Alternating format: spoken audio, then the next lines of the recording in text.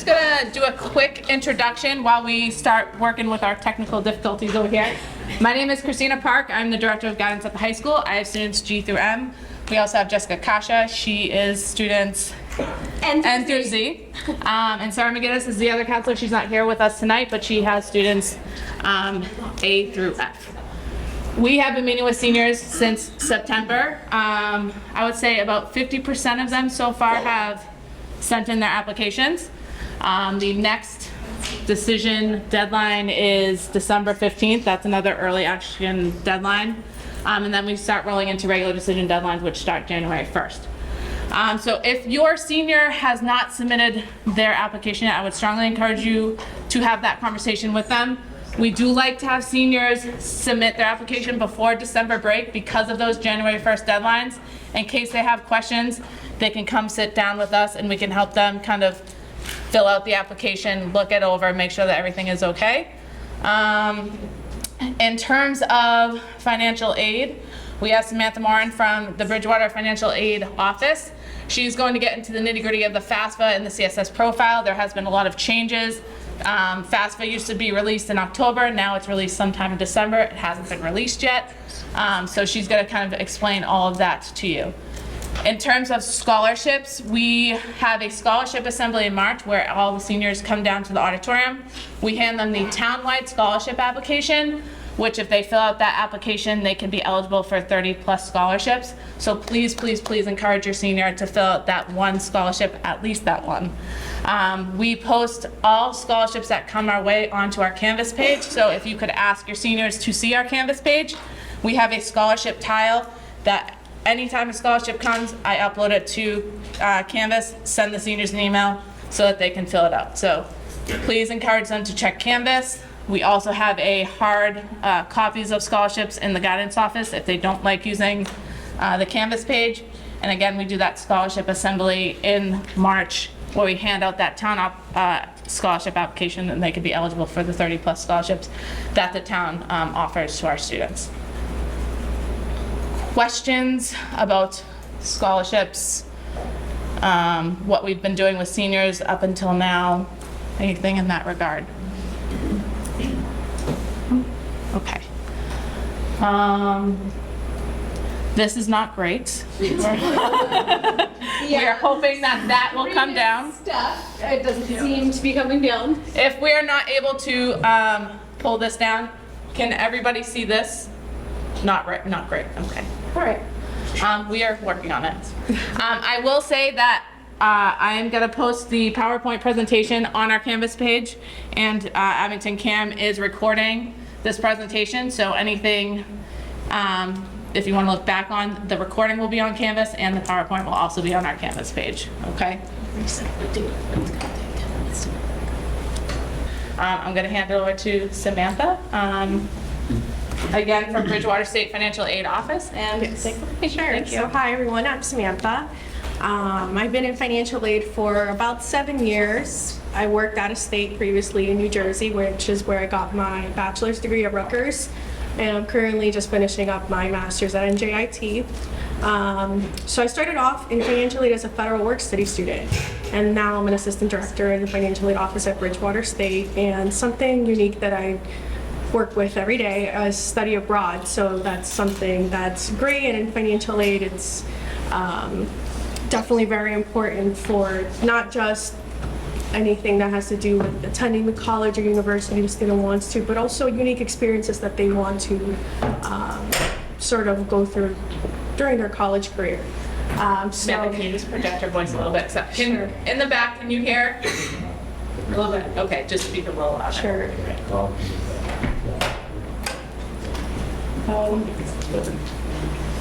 Next slide. Yes.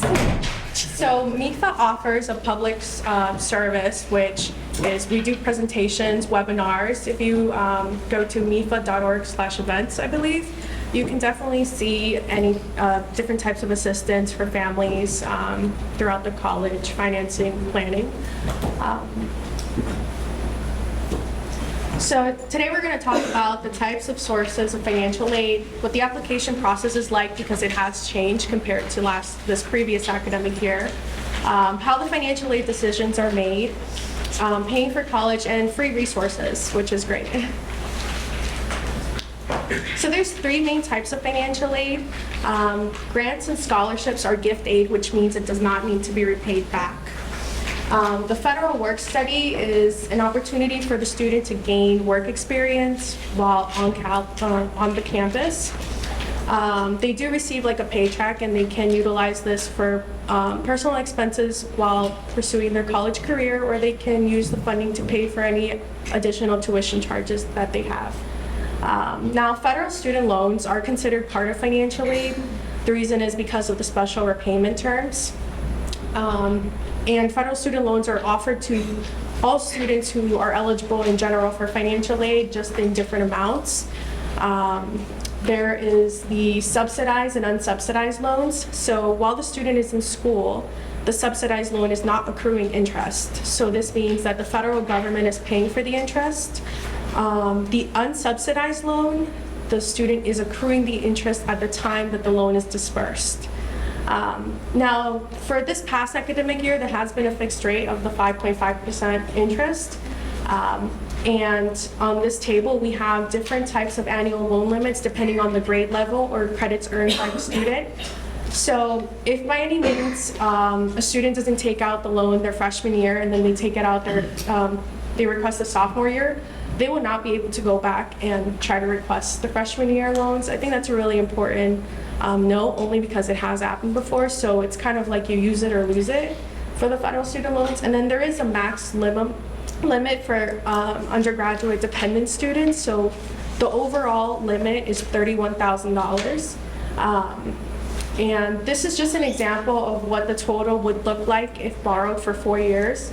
So it would be around the $27,000 max. And the estimated payment plan would be around $300 a month for 10 years. Now, there has been new introductions to the repayment plans, such as the SAVE. So there's more information on that at studentaid.gov. So this is just a very rough estimation, but there's even much lower payment plans than that based on the same data. How's the volume control? Are we okay, or do we need to speak a little louder? Okay. So there's different types of sources with financial aid, but the main sort of like what I say is the database to receive or to be considered eligible or to view eligibility for all of them is through the FAFSA. So it's very important to check deadline dates for priority deadlines for the universities. The reason is because, just for example, BSU has a priority deadline which was set in March, but it has been pushed due to the FAFSA deadline, the FAFSA release date being delayed. So you just want to make sure that for the universities or colleges you're interested in, that you're looking at the priority deadlines. Otherwise, you might miss out on institutional grant funding, which can be a great portion of the financial aid. So there is federal funding. Again, that's where the FAFSA application can be completed. It's on studentaid.gov. Then there's Massachusetts state grants, scholarships, and tuition waivers. There's also special loans such as the Massachusetts no interest loan. So while the student is in school, it's just a it's just a flat loan. There is no interest accruing on it. Again, the institutional aid is very important. Some institutions use like institutional methodology to come up with the funding. And then there's other agencies, or what we call like third parties, to independently seek scholarships. So merit-based awarding differs based on colleges and universities. Some of them are renewable and some of them are not. So it's also very important to sort of speak with the merit manager and sort of navigate whether this is going to be just one academic year for the entry year, or if this is going to be a 4-year-long commitment to the student. Because a lot of families sort of commit to the university based on the merit awarding as well. So need-based aid is based on the financial aid application. There is a formula inside FAFSA that's built in, and it will include, so when a family has a need, this means that there is a gap that can be filled with grants, loans, and work study. The type of loan that's considered need-based is the subsidized loan. The unsubsidized loan is non-need-based. So again, even if a student has like a student aid index that's over the amount of Pell eligibility, they can still qualify for the unsubsidized loan. Most financial aid is need-based, especially the Pell Grant or state grants. And a student needs to be making satisfactory academic progress in order to continuously be eligible for financial aid from an academic standpoint. Again, it's really important to check the application deadlines for the colleges and universities. They may differ. Now, the FAFSA it's been announced that it will be released after December 31st. So my best advice is to definitely complete it as soon as it is released.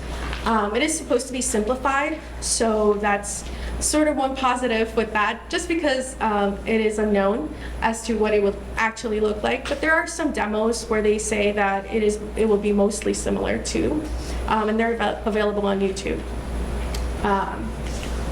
Okay. So the FAFSA application needs to be completed every year, and it's based on the college university's priority deadline, should be completed before that deadline every single year. The information that's reported on the FAFSA will include the students and the contributors. So with the layout of the new financial aid application, it's best if the student starts the application and then invites all other contributors. Once each contributor has completed the section, the last contributor will be the one submitting the application. Incomplete FAFSAs will be deleted after 45 days, and there are reminders which will be sent. This is very important. It's the FSA ID. So both the student and the contributor will need an FSA ID in order to sign the application electronically or to make any corrections. This includes editing which schools you have sent the FAFSA to, or editing information that was incorrectly reported, or any other changes like address. So just for general information, the FAFSA will be asking these types of questions, which includes U.S. citizenship status, where the student is applying to. You can list multiple universities and colleges. It will list the parents or contributors. In special cases of divorce separated, even if it's for the current year, it could still be reported because it's going to be asking as of the date that the FAFSA is filed. For any special circumstances like this, I definitely recommend the parent meeting with the financial aid counselor just to make sure that the FAFSA has been successfully filed. The only reason is because sometimes, which we'll get into later on, a student is selected for verification, and they're under the impression that because they submitted FAFSA that it's completed and they will at least get the unsubsidized loan, but that's not true because you need to satisfy the full FAFSA in order to even be considered for any type of aid, which includes that loan. The number in household will be pulled from the IRS, but the family can update. And then the number of children in college will not be used in the calculation anymore. I just want to clarify, is that new as of this year? Yes. Okay. So in years past, they would contribute other students in the family that were at the college level, and apparently that is not the case anymore. So that is a big change in So some institutions are still going to use from the CSS profile. They will still be doing their own methodologies, but overall from the FAFSA, which will be going to like the state, it will not be considered anymore. Do you know the reason behind that? No. Okay. So the financial information that's reported on the FAFSA for the 24-25 year is going to be the 2022 income. It's going to be pulled from the IRS, so with consent. And both tax and untaxed income that appears on the tax return. So the assets do need to be reported, including savings, checking, investments, businesses, other property. You would not include the primary home, and the 529 plan would be counted under the parent's asset even if it's under the student's name. Now, the 529 plans for the other children in the household will not be reported, just the student the application is for. Or if the 529 plan is in the name of a grandparent, it will not be counted. Yeah. Child support received is considered an asset now. And only debt is not reported except debt on recorded assets, such as on businesses. So for the CSS profile, it is required by some colleges and universities. It is available after October 1st. The non-custodial parent submits a separate profile, so it's going to be kind of similar to the contributors in a way for the FAFSA. And again, it is required by some colleges and universities. We say that the FAFSA is required by all colleges and universities, mostly because students will be seeking financial aid from institutions, state and federal. I'd say that all public schools in Massachusetts require the FAFSA. Usually the private schools are the ones that have you do the additional application of the CSS profile. Yeah.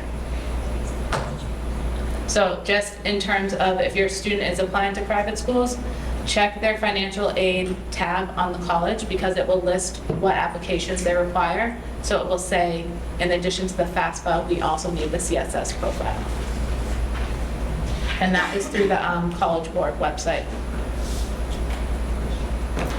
So after you apply, you will receive a confirmation letter, and it will say whether the FAFSA was submitted successfully or whether there's other actions to be taken.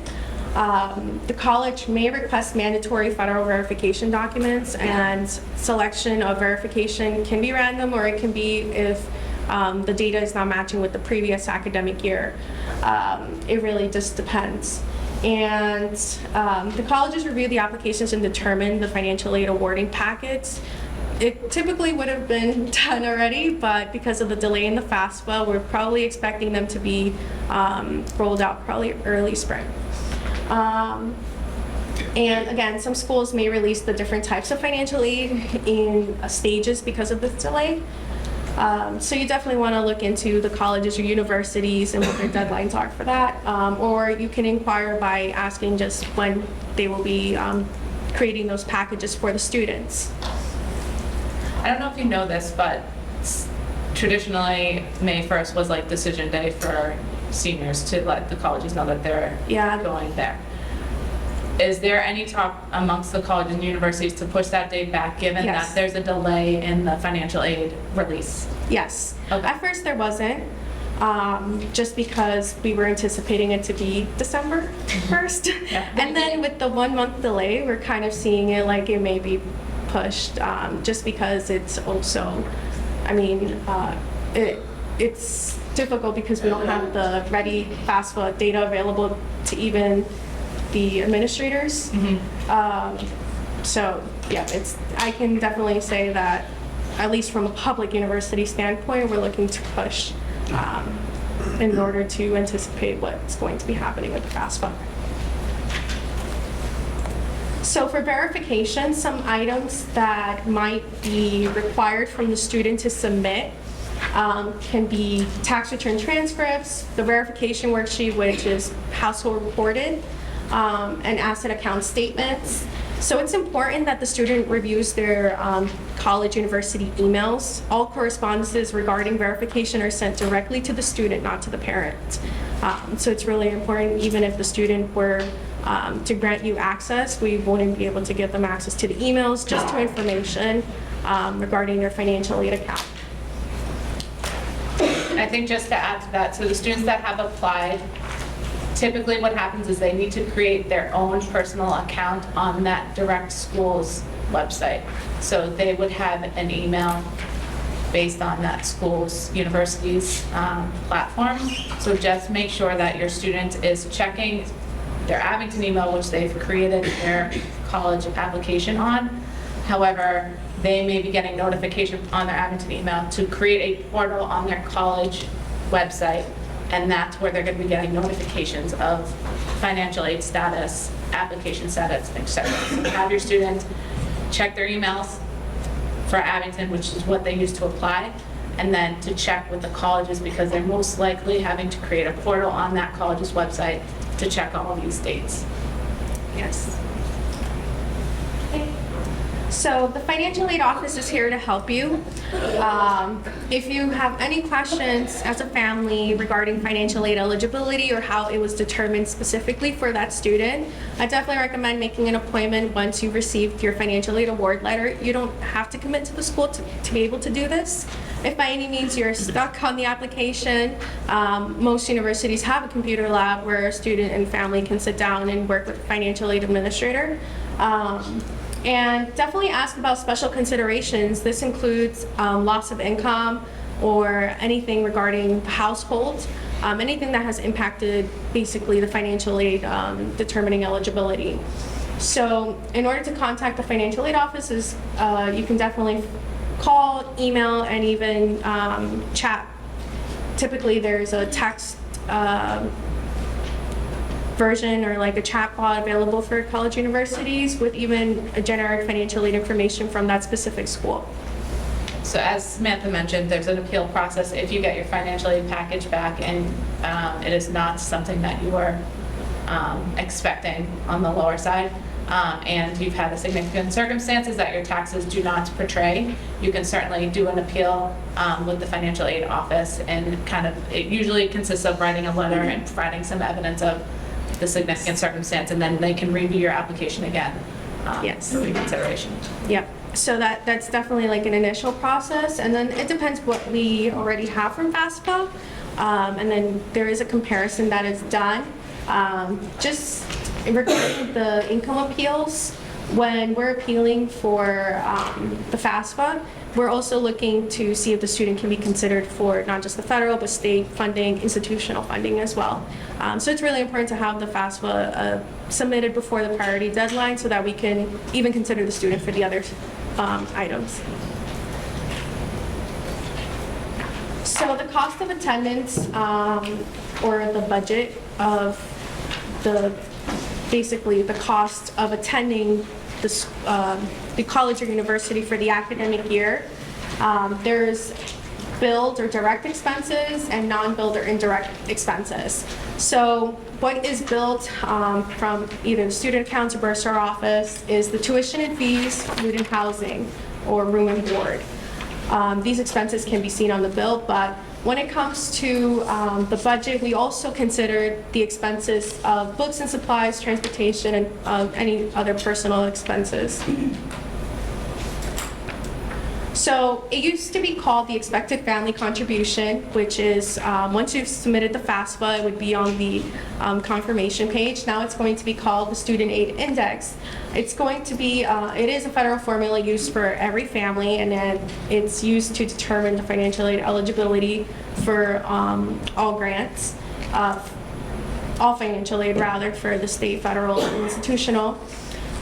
So the income weighs much more heavily than assets in the Student Aid Index calculation. And again, some colleges do use institutional methodology for their institutional funding. The FAFSA considers that the family has the primary responsibility to pay for the college. So the Student Aid Index is what, again, would be expected from the family to contribute to the student's academic year studies. It's not necessarily what the family will pay, and again, this is based on any type of scholarships, grant funding, or even what those billed direct expenses could be. And there is a calculator. Yes? What does that mean, institutional formula? So the FAFSA has a formula built into the application itself, but it doesn't determine institutional grants for like colleges or universities to award the student. The colleges or universities have their own methods of calculating eligibility for the students. So in addition to the FAFSA, the school or university has their own set of funds that they're going to add into the financial aid package. Yes. So they'll take into consideration what the federal government is saying should be paid or is available, but then they also have their own money to say, in addition, we are able to provide X amount. That's different from merit. Yes, that is different from merit. Thanks. No problem. All right, baby. So financial aid eligibility is determined by taking that cost of attendance for the academic year and then subtracting the student aid index or the family's contribution. And then we kind of get this gap, which is the financial aid eligibility.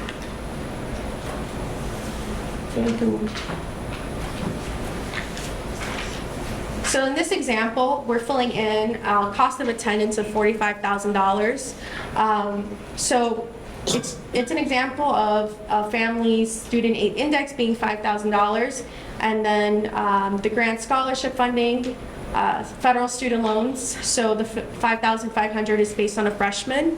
That's the standard for the federal unsubsidized loan regardless. And then if the student's eligible for the subsidized, it's divided, but it's still going to be the same annual limit.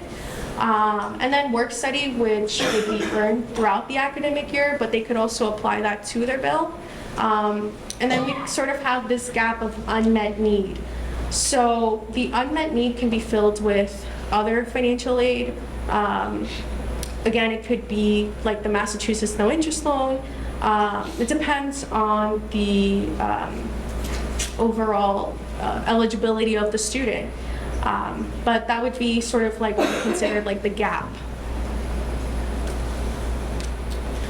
So there are online tools for each institution's website regarding financial aid. I think the net price calculator is pretty great in terms of kind of giving a families an idea of what they can afford. And especially in looking if the student has already received any type of confirmation of merit scholarships or they're anticipating that funding, it can be added into there. It's a great planner, especially for the 24-25 year, since we're still anticipating the FAFSA. So this is an example of 3 colleges. What differs here is the grants and scholarship funding. Again, grants and scholarships can be made even from the college university. And it shows that the unmet need differs between all 3 based on the grants or scholarships available, with all other items staying the same. So in this example, what differs is the grants and scholarships and also the parent loans. So a parent is able to take out what we call a Parent Plus loan. It's also found on studentaid.gov. This is credit-based, and it would be reported under the parents as the borrower, but it would include the student as the account that's being placed in. So parents are able to take out this federal student loan, and it also has special repayment terms on behalf of the student.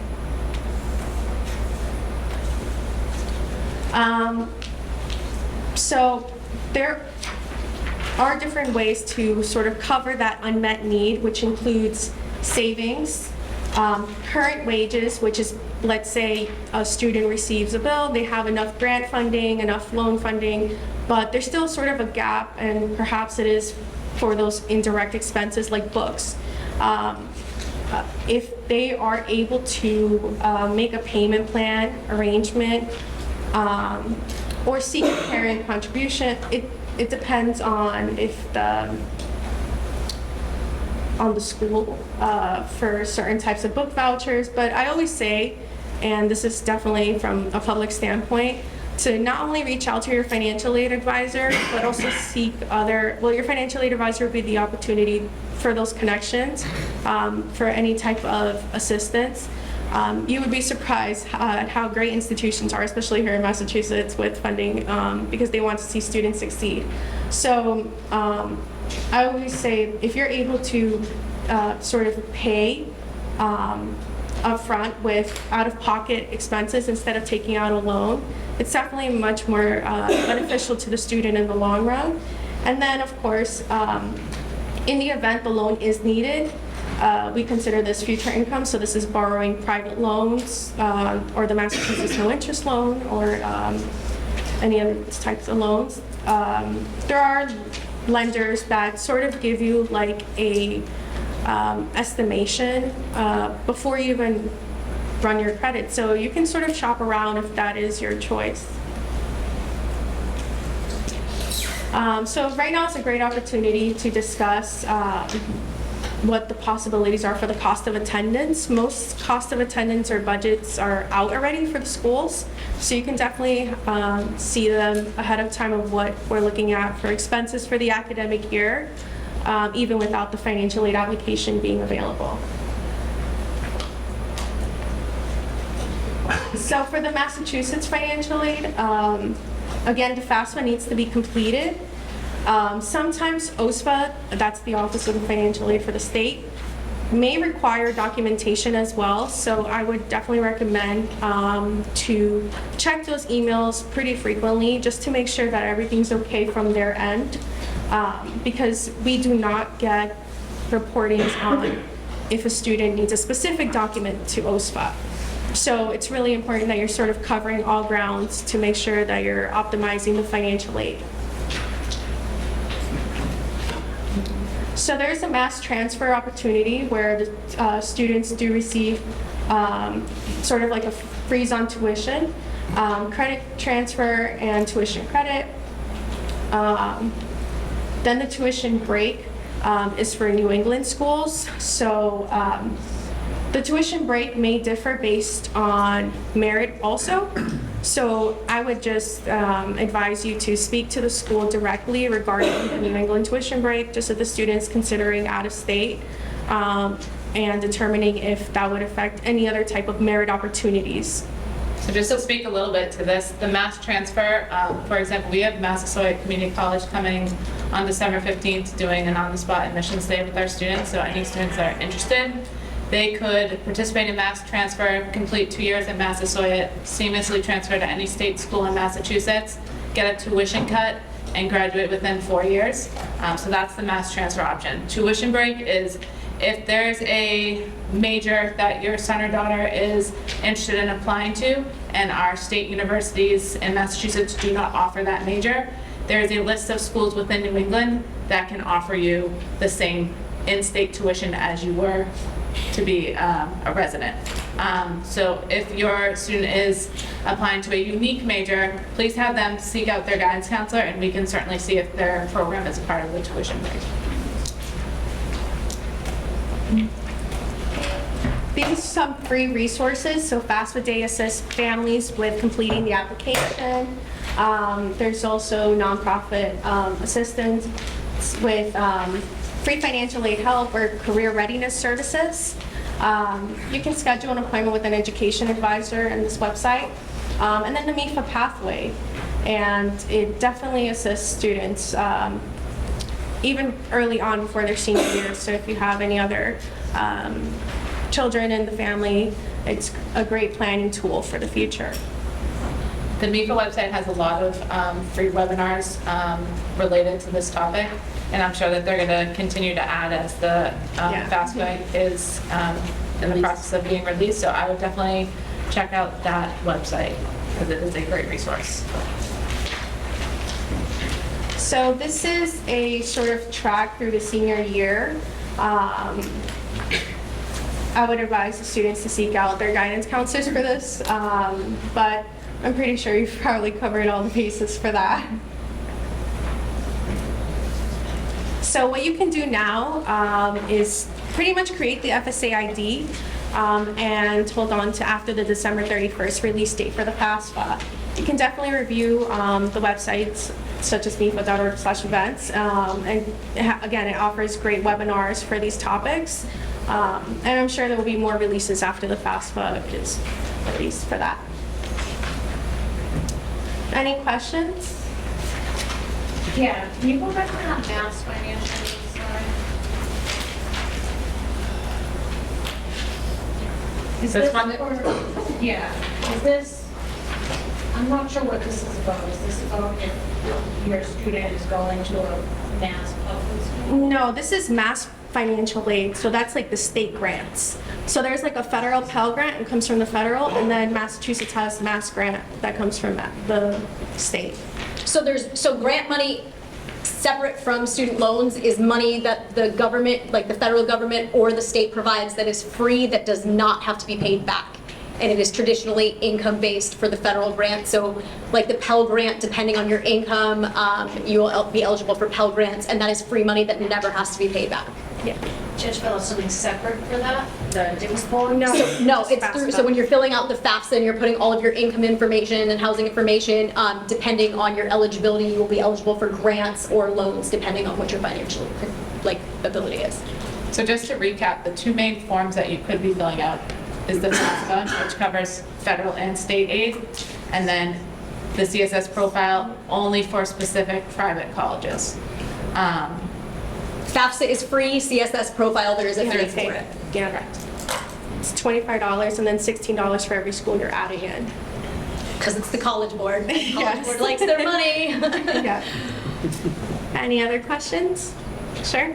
I know you mentioned that income is based on 2022 income. Yes. But like, is it your current, like, if I was filling out FAFSA today, it's like what is in a savings account today? It would be today, yes, as of today. But income is 2022. Yes. And that's what she was talking about. You're using your 2022 tax information, but 2022 to 2024, a lot can happen. Yes. So if you're using your tax information, but a parent has lost a job or there's been a significant income change, while you were using your 2022 tax information, you are welcome to reach out to the financial aid office and say, we have had these changes, can you please review and take that into consideration with our aid award and such.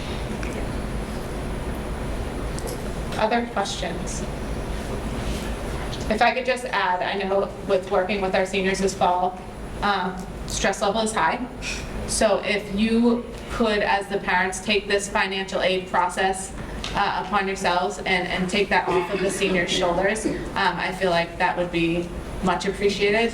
They don't understand a lot of this. We try to explain it to them, and we try to explain, the value of money and where they're going to school, but I think it's a little bit over their heads. So anything that you can do to help to kind of take this off their shoulders, I think would be huge for them. Yes. Is that December 31st date real, or do you think that will get bumped again? Great question. It depends on the federal government. Yeah, basically. Originally, it was December 1st. Yep. So traditionally, FAFSA opens October 1st. So hopefully in future years, it opens October 1st, which is really beneficial for students that are applying for early action November 1st deadlines because they're already filling out financial information. So by the time they're even applying for early applications, colleges are getting that tax information and they can start creating those financial aid profiles and award letters for students.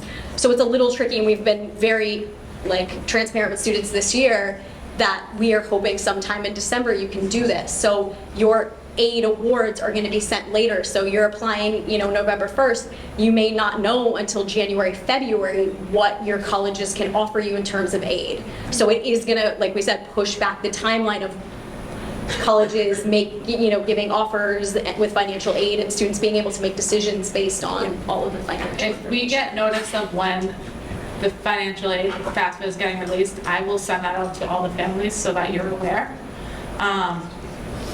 It's just a matter of Waiting. waiting. So hopefully in the future it will be back to the October 1st deadline because like we said, you have to fill it out annually. So even when students are in college, they would still be continued to fill it out every year. I think regardless, it's important once it is released to check each of the school's financial aid deadlines on your students' list because they do have their own separate deadlines. So managing not only the application deadlines but the financial aid deadlines is it's a lot to manage, especially for students. So helping them kind of manage and keep track of those deadlines as well would be key. Thank you. Any question? Are the schools using the financial data as part of their admissions process, or is that a completely separate? Blind. It's completely separate. So this isn't going to affect the timeline on admissions? And I always encourage students, regardless of their family status, to select on their Common App or their application that they do need federal financial aid. There's a question on the Common App that asks about financial aid. You never know if you're going to get it or not. It's not going to hurt you to answer yes or no. And I just always encourage them to say yes, that they do need it. Yes. Is it possible to get this electronically or on your Yes. website? So I am going to post it on the Canvas page. And if you need if you prefer to email it, just email me and I can send it out directly to you as well. Yeah. And encourage your children to come to their guidance counselor and ask their questions, or you're welcome to reach out. We know it's a big change this year and we're trying to provide as much information, but we know that can be a lot. Any other questions? Just one question. Yeah. Say the FAFSA, like contributor, like is that just me and like is the contributor, or I guess I'm just completely clueless as to who has to fill out this. It depends on the family situation. It is the parents, guardians, like if you are the guardian of a child, your income is not taken into consideration. So it is, and it is very tricky Yes. because if you are a biological parent and a step parent that are providing support for a child that is living with you, then they will need the biological parent and the step parent's income. So it can be kind of confusing on what income you are providing depending on your situation. It's basically The primary caregiver, people who are- yes, that are providing, yes. Yeah, the FAFSA will still list questions where the student can answer, and it will determine who will be the contributor there based on their responses. Any other questions? Well, I appreciate, oh, did we get one? If I have more than one student in college, am I filling out more than one FAFSA? Yes, that's correct. Okay. And each student will have their own FSA ID, so each of them can sign their own FAFSAs individually. All right, but I, you have to say that. Yes, but So you, I already have an FSA ID. so you would be using on the other one, that's correct. Thank you. No problem. And just in terms of the order of operations, so the student has to go into the FAFSA first with their FSA ID, fill it out, and they put in, based on their questions, who the contributors are. Yes. And then that like goes out electronically to the contributors if you have an email address or something, or is that? Yes, they will be asked to put the email address in there, and from my understanding, they will not be allowed to use the same web browser at the same time. Okay. If, for Super some fun. reason, that's what they've been saying, that there's, based on the demo as well, they would need to be in a different computer or logged out and then re-logged back in, but it won't And, allow it on the same application. And each contributor has to get their own FSA ID. in Yes. order to- Sign, yes, exactly. And then the last contributor to complete it will be the one submitting the FAFSA. So even if you file jointly, you each have to get an ID and file. Okay. This question comes up every year in terms of like, I think on the FAFSA, and I'm not sure if this is still the same, but you can only add 10 schools. Yes, Is that still going to be? yes, I So believe so. if your student has applied to more than 10 schools, which is rare, but sometimes happens, you'll have to fill out the 10 schools and then you'll have to go back in another day. You have to submit it and wait for Yes, acknowledgement. and re-add the other schools that your student is applying to. But if they have questions on that, we can help kind of work through that with them. Yes. So when do you get the FAFSA ID? Like how? You could do that ahead of time. You go on the FAFSA website, which is the studentaid.gov. Okay. And then there's a tab that's like you can create a FSA ID rather. So I can do that now even Yes. though oh, okay, so that we're ready when the Exactly. FAFSA says, okay. Other questions? Have you guys done any of the signing up for the FSA with the students during like your bridge blocks and things, or is that completely not even touched yet? We have not. Okay. Other questions? When are those different deadlines within all the different schools typically, like roughly, is there a chance that any wording on that? For financial aid? No. I don't, because the FAFSA hasn't been released yet, I think schools have definitely pushed back all those deadlines, yeah. Any other questions? Well, thank you, Samantha, for coming and presenting to us. I appreciate all of you coming out. I know it's a busy time of year. We usually host this in October where it's less crazy and chaotic, but given the changes, we wanted to make sure that we had the most up-to-date information. I also apologize that technical difficulties at the beginning of the presentation, but I'm glad that you got the information. Check our Canvas page in our email and our newsletter. We have a lot of information going out to families. And please reach out to us, your Students Guidance Counselor, if you have any questions. Thank you. Thank you.